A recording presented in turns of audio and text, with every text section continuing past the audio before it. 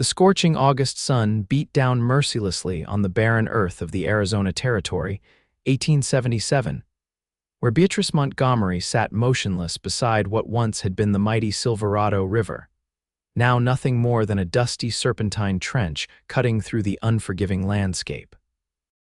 Her cracked lips told the story of 3 days without proper water, her fine Eastern dress now torn and soiled, evidence of a journey gone terribly wrong. Isaac Hawkins spotted her from half a mile away, the unusual splash of powder blue fabric against the desert browns drawing his attention like a beacon. He adjusted his weathered Stetson, squinting against the harsh light as he guided his chestnut mare closer to investigate. In 10 years of riding these borderlands, he'd seen his share of desperate situations, but something about the solitary figure made him approach with unusual caution. "Madam," he called out, keeping a respectful distance. "You all right there?" Beatrice turned slowly, her once elegant chignon now a disheveled mess of honey-brown hair falling around shoulders that had been burned red by the relentless sun. Her eyes, though clouded with exhaustion, flashed with a mixture of relief and wariness. She began, but her parched throat produced only a raspy whisper. Isaac dismounted in one fluid motion, his spurs jingling as his boots hit the ground. He unhooked the canteen from his saddle and approached her slowly, as one might a spooked horse. "Here," he said, uncorking the canteen and offering it to her. "Small sips now, too much at once will make you sick." Her trembling fingers brushed against his calloused hand as she accepted the canteen, and Isaac felt an unexpected jolt at the contact. She followed his instructions, taking measured sips, closing her eyes as the life-giving water soothed her parched throat. "Thank you," she managed after a moment, her voice still rough but stronger. "I thought I might die out here." Isaac crouched beside her, balancing on the balls of his feet. "Name's Isaac Hawkins, madam. Most folks call me Ike." "Beatrice Montgomery," she replied, attempting to straighten her posture despite her obvious fatigue. "I was traveling to Tucson when our stagecoach was robbed. The driver was shot and the other passengers." Her voice faltered. "Bandits?" Isaac asked, his expression darkening. She nodded. "They took everything of value, then scattered us. I've been walking, trying to find a town, but I became disoriented. When I found this riverbed, I thought there might be water, but—" She gestured helplessly at the cracked earth. "This river's been dry going on 2 seasons now," Isaac explained. "Nearest water's at Cottonwood Creek, about 4 miles east." He studied her face, noting the refined features beneath the dirt and sunburn. "You're a long way from anywhere a lady like yourself ought to be." A flash of defiance sparked in her eyes. "I assure you, Mr. Hawkins, I wouldn't be here by choice."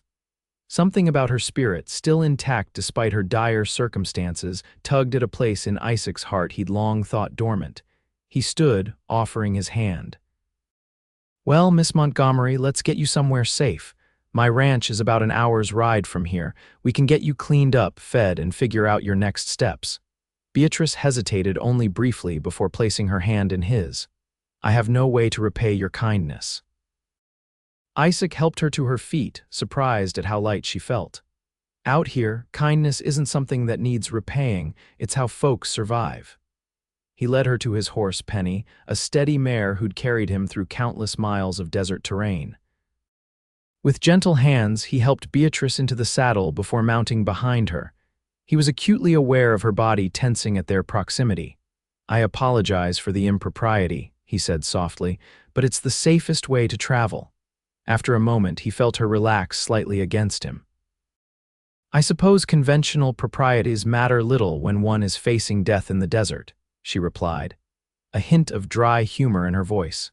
As they rode, the landscape slowly changed from barren wasteland to scattered mesquite and eventually to the greener pastures of Hawkins Ranch. Isaac found himself telling Beatrice about his land, 1,500 acres he'd built from nothing after coming west, as a young man of 20.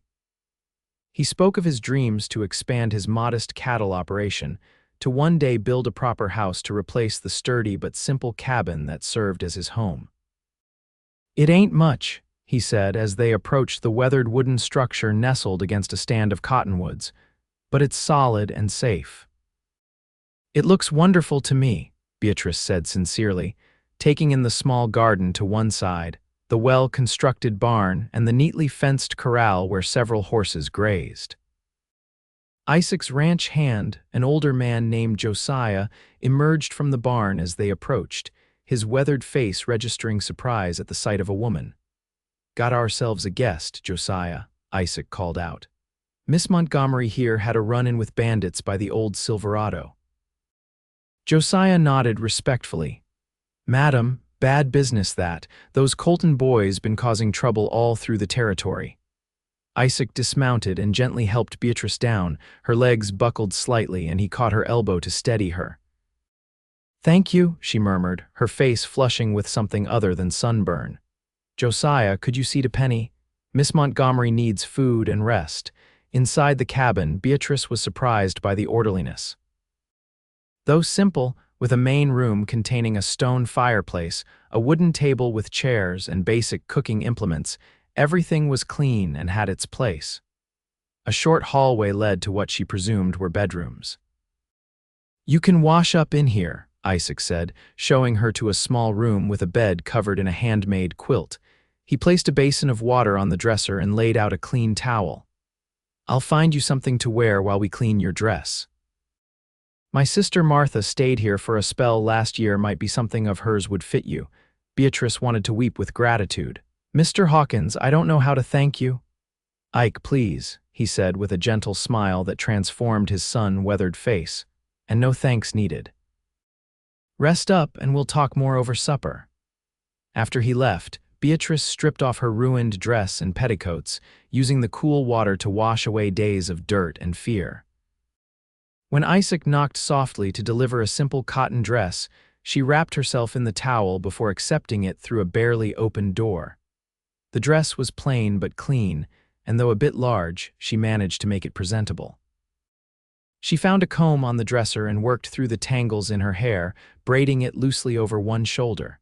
When she emerged, Isaac was at the stove, the aroma of beans and cornbread filling the small cabin. He turned, and the look that crossed his face made her heart flutter unexpectedly. "Feel better?" he asked, his voice somehow rougher than before. "Immeasurably," she replied. "I never thought simple water and clean clothes could feel so luxurious." They ate at the small table, and Beatrice found herself sharing the story that had brought her west. Her father's death 6 months prior had left her with debts she couldn't pay and a cousin in Tucson who had offered her a position teaching at a new school. "I sold everything except my mother's locket and a few personal items," she explained. "Everything the bandits took, my savings, my letters of introduction, it was all I had." Isaac listened intently, his blue eyes never leaving her face. "What will you do now?" "I still have my cousin in Tucson, if I can find a way to get there. Though without my letters, I'm not sure she'll believe who I am. We've never met. Tomorrow we can ride to town, send a telegram," Isaac offered. "It's a day's journey to Willow Springs, but they've got a proper telegraph office there." Beatrice nodded gratefully, then stifled a yawn. "You need rest," Isaac said, standing to clear their plates. "Take my room, I'll bunk with Josiah in the barn." She started to protest, but he shook his head firmly. "I won't hear arguments on this, Miss Montgomery. You've been through enough." That night, lying in Isaac Hawkins' bed, surrounded by the faint scent of leather and pine that seemed to cling to him, Beatrice found herself thinking of the cowboy's kind eyes and gentle hands. It was foolish, she knew, to feel anything but gratitude toward a man she'd just met. Yet she couldn't deny the warmth that spread through her chest when she recalled the way he'd looked at her across the dinner table. Morning came with the crow of a rooster and the smell of coffee brewing. Beatrice dressed quickly in the borrowed clothes and found Isaac outside, splitting wood with powerful strokes of an axe. He paused when he saw her, wiping sweat from his brow. "Morning," he called, his smile genuine. "Coffee's hot if you want some."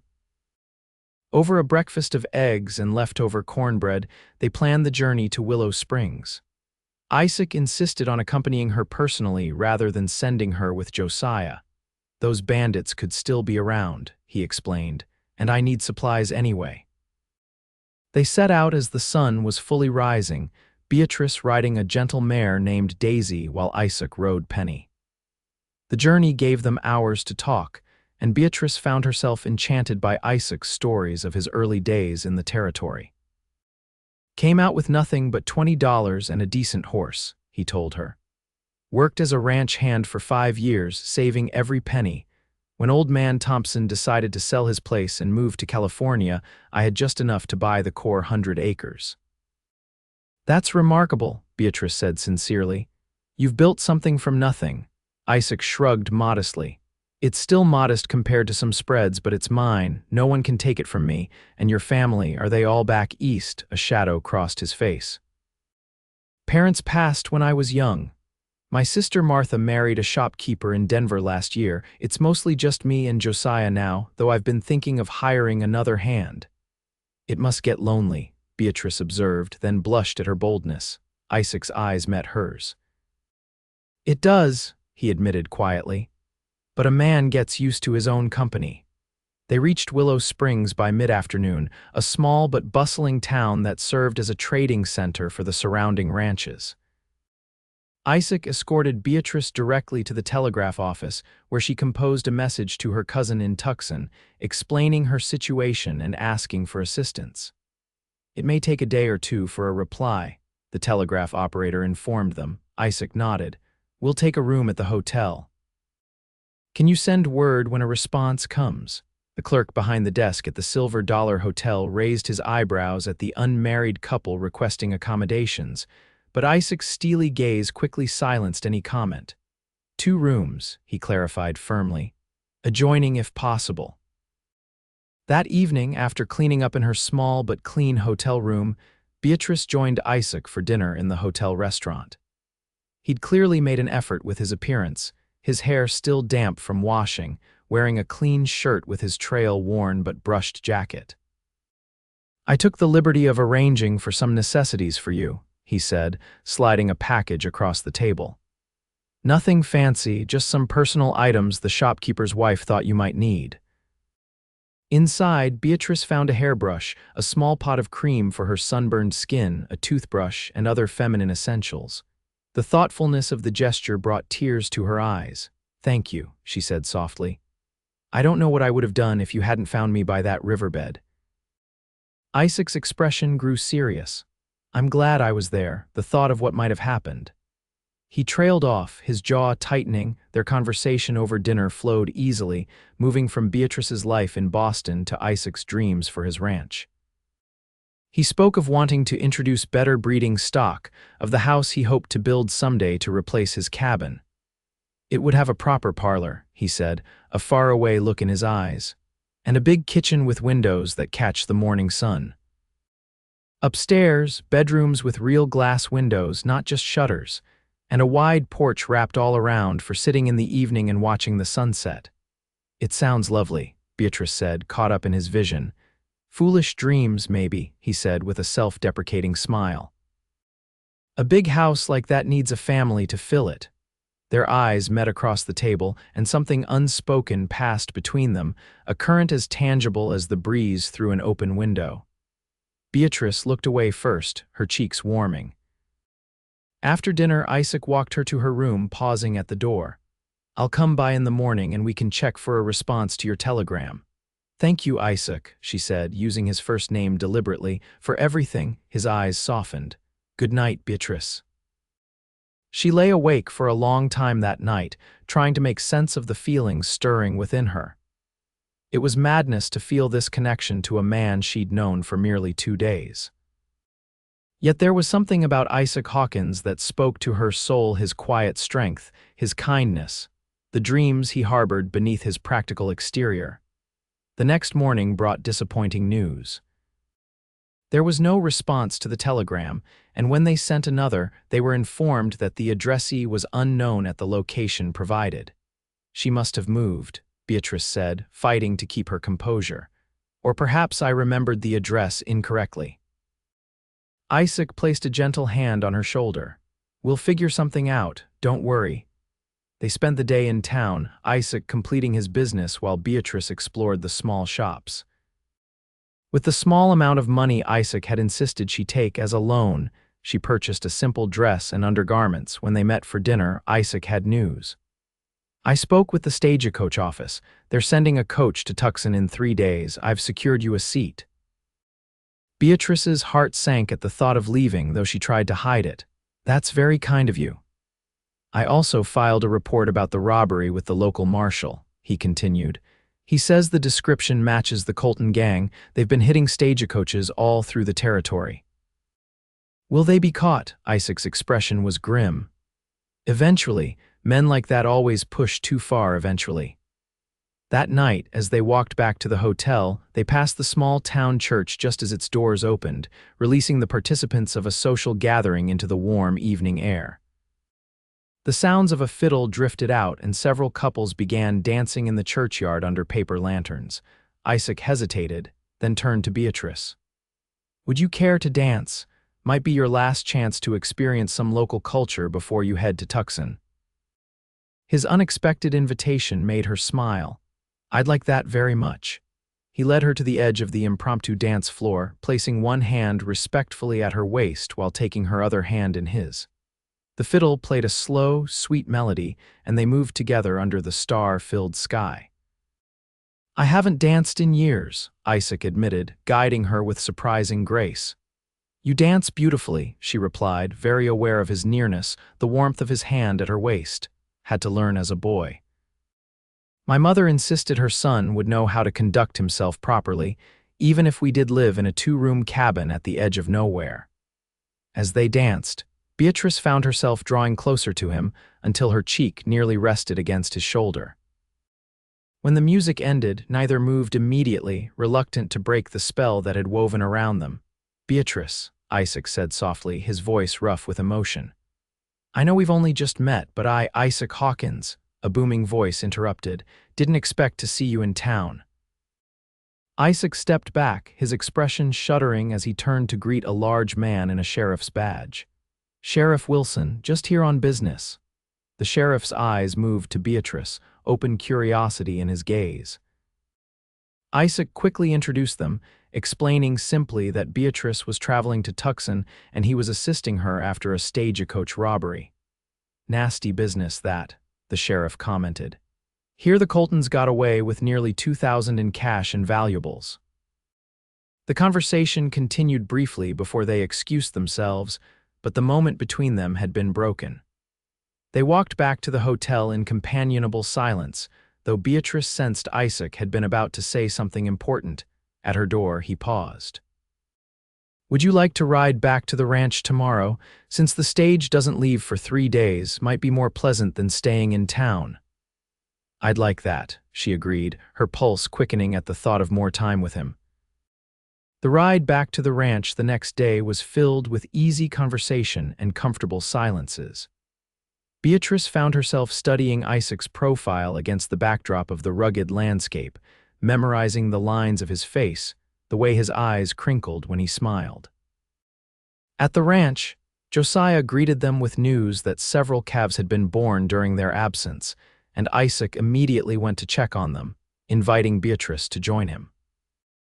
Watching him with the animals, his strong hands gentle as he examined a wobbly-legged calf, Beatrice felt a tightening in her chest.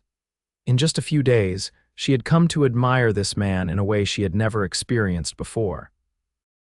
That evening, after a simple supper, they sat on the porch, watching the spectacular sunset paint the western sky in brilliant oranges and purples. It's beautiful here, Beatrice said softly.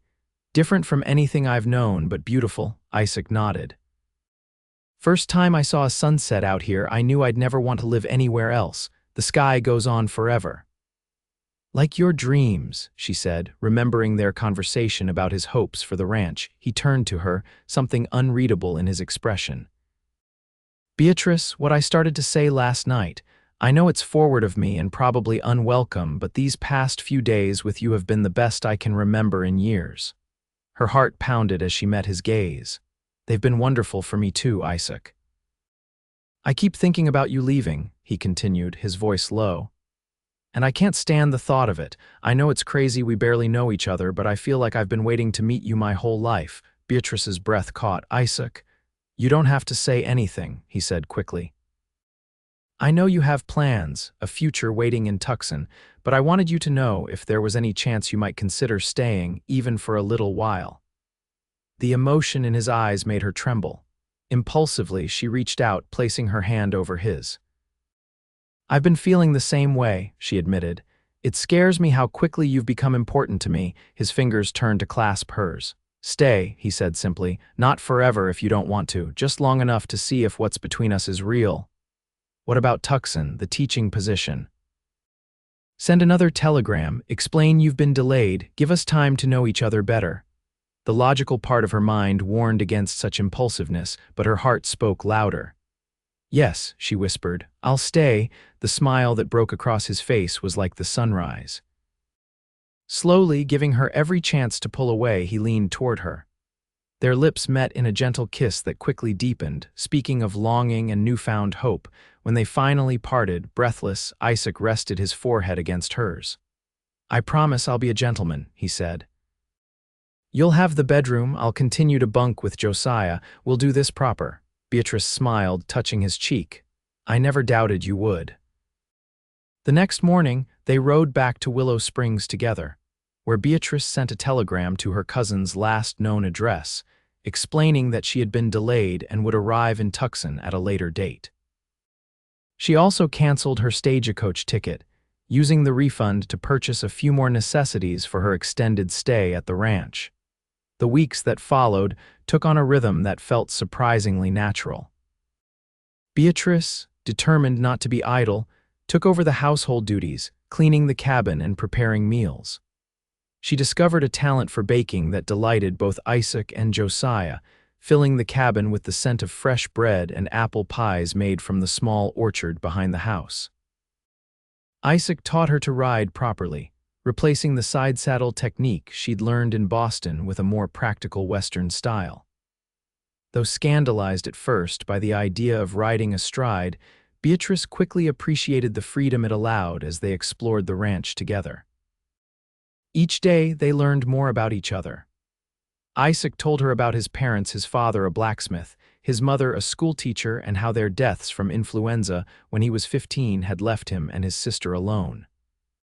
Beatrice shared stories of her own childhood, the daughter of a businessman whose investments had ultimately failed, leaving her nearly destitute after his death. In the evenings, they would sit on the porch, sometimes talking for hours, other times simply enjoying the peaceful sounds of the night. Their kisses grew more frequent, more passionate, though Isaac always pulled back before things went too far. "When we're married," he would whisper against her lips, the words both a promise and a question. A month after her arrival, as they rode to check on a remote section of the property, a sudden thunderstorm forced them to seek shelter in a small line shack Isaac maintained for just such emergencies. The simple one-room structure offered protection from the downpour, but little else in the way of comfort. Isaac built a small fire in the stone fireplace while Beatrice wrung water from her hair and skirts. "We might be here a while," he said, glancing at the rain lashing against the single window. "These storms can last for hours." Beatrice moved to stand beside him at the fire, shivering slightly in her damp clothes. Without a word, Isaac removed his jacket, which had been somewhat protected by his slicker, and draped it around her shoulders. "Thank you," she said, looking up at him. The intimate setting, the flickering firelight casting shadows across his handsome face, the isolation of the storm all combined to create a moment of intense awareness between them. When Isaac brushed a strand of wet hair from her face, his touch lingered. "You're the most beautiful thing I've ever seen," he said hoarsely. Beatrice felt a surge of courage. "Isaac, I love you," she said, the words she'd been holding back for weeks finally breaking free. "I know it hasn't been long, but I'm sure of what I feel." His eyes darkened with emotion. "I love you too, Beatrice, more than I thought it was possible to love anyone." When he kissed her this time, there was a new hunger in his touch. His hands tangled in her damp hair, drawing her closer until she was pressed against the solid warmth of his chest. "Marry me," he whispered against her lips. "Not someday, soon. I don't want to wait any more." "Yes," she answered without hesitation. "Yes, I'll marry you." They returned to the ranch that evening, soaked but glowing with happiness. Josiah took one look at their faces and grinned knowingly. "About time," was all he said, tipping his hat to Beatrice before heading to the barn. Word of their engagement spread quickly through the small community. Martha, Isaac's sister, sent a telegram of congratulations and promised to attend the wedding. Beatrice sent another message to Tucson, explaining that she would not be coming after all, having found both love and a home in the most unexpected place. They were married 6 weeks later in the small church in Willow Springs, with Martha and her husband in attendance, along with Josiah and a handful of neighboring ranchers and their families. Beatrice wore a simple white dress that Martha had helped her make, with wildflowers in her hair instead of a veil.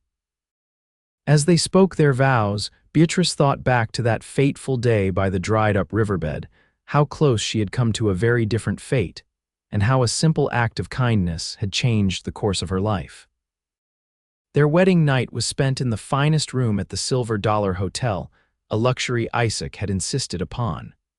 With nervous fingers, he had helped her remove the pins from her hair, watching in wonder as it fell in waves down her back. "My wife," he said in amazement, as if he couldn't quite believe his good fortune. "My husband," she replied, reaching for him with newfound boldness. Their coming together was both tender and passionate, a physical expression of the love that had grown between them over the past months. Afterward, as they lay tangled in the sheets, Beatrice's head resting on Isaac's chest, he stroked her hair and spoke again of his dreams. "I've been saving to build that house," he told her. "With you by my side, it doesn't seem like just a dream anymore. It feels possible." "Everything feels possible now," she agreed, pressing a kiss to his skin. The years that followed brought challenges, as all lives do, but also immeasurable joy. The new house was built by the end of their first year of marriage, a beautiful structure of sturdy timber with the wraparound porch Isaac had always envisioned. Beatrice filled it with simple but elegant furnishings, many crafted by local artisans, creating a home that welcomed family and friends alike. Their first child, a son they named James, was born in the spring of their second year together. Beatrice gave birth in their new home with a midwife from town and Martha, who had come to stay for a month to help her sister-in-law adjust to motherhood. Isaac, holding his son for the first time, wept unashamedly. "I never thought I could be this happy," he told Beatrice, his voice thick with emotion. A daughter, Elizabeth, followed 2 years later, and another son, William, 2 years after that. The ranch prospered under Isaac's careful management, allowing them to hire more hands and expand their operations. Beatrice, drawing on her education, began teaching their children and eventually several of the ranch hands' children as well, creating a small school in a converted storage building. As the territory moved toward statehood, Isaac became increasingly involved in local politics, respected for his fairness and clear thinking.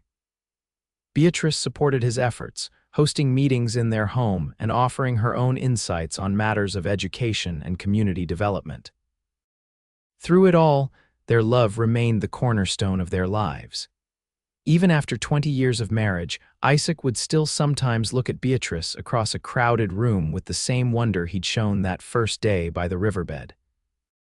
And Beatrice never tired of watching him with their children, teaching James and William the business of ranching while encouraging Elizabeth's love of books and learning. On their 20th anniversary, Isaac surprised Beatrice by taking her back to the spot where they had first met. The Silverado River had begun to flow again some years earlier after a series of unusually wet seasons, and now water gurgled pleasantly over the rocky bed. "It's so different," Beatrice marveled, looking at the green growth along the banks, the clear water reflecting the blue sky above. "Some things change," Isaac agreed, his arm around her waist, "but the important things remain." He turned her gently to face him, his eyes still as blue and direct as they had been 2 decades earlier. "I loved you from the first moment I saw you, Beatrice Hawkins. These 20 years have been the greatest blessing of my life." Tears filled her eyes as she reached up to touch his face, now lined with the evidence of years of sun and laughter. "And to think it all began because you shared your canteen with a stranger." "And my dreams," he reminded her, bending to kiss her softly. "Don't forget I shared my dreams too. Our dreams now," she corrected him, "and they've all come true, haven't they?" As they rode home together, side by side as they had been for 20 years, Beatrice reflected on the extraordinary journey that had brought her to this life. From the desperate woman sitting by a dried-up river to the confident ranch wife and mother she had become, every step had been a part of a love story more wonderful than any she could have imagined. The sun was setting as they approached their home, casting long shadows across the prosperous ranch that had grown from Isaac's original modest holding. Lights glowed in the windows of the big house, where their children would be waiting to celebrate with them. In the distance, the mountains were painted in shades of purple and gold, a backdrop to the life they had built together. "I was thinking," Isaac said as they neared the house, "maybe it's time for that trip to San Francisco we've talked about. James and Josiah can handle things here for a few weeks." Beatrice smiled, her heart full. "I'd like that very much, and perhaps afterward we might visit Boston. I've always wanted to see where you grew up." The suggestion touched her deeply. "Are you sure it's so far?" Isaac's smile was as warm as the day they met. "Distance doesn't matter when you're with the right person. You taught me that, Beatrice, when you chose to stay with a dusty cowboy instead of continuing on to Tucson." "Best decision I ever made," she replied, reaching across to squeeze his hand. As they dismounted in front of their home, their children spilled out onto the porch to greet them, grown now but still eager to share their days with their parents. Isaac helped Beatrice down from her horse, his hands lingering at her waist just as they had the first time, 2 decades earlier. "Welcome home, my love," he whispered, for her ears alone.